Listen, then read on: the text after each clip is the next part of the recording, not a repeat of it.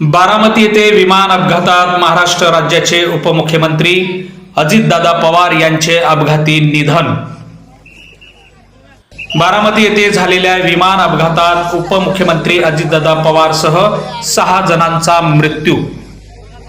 महाराष्ट्र राज्याचे धुरंधर नेतृत्व, दिलदार मनाचा राजा अजितदादा यांचे अपघाती निधन। गोरगरीब सामान्य जनतेचा कैवारी हरवला। महाराष्ट्राची आर्थिक घडी बसवणारे अजितदादा यांच्या निधनामुळे मोठा धक्का।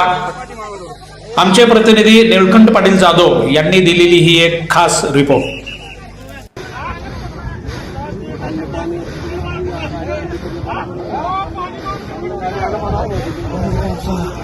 माणूस बघा किंवा काही काय इकडे तो माणसाच तिथं आहे का?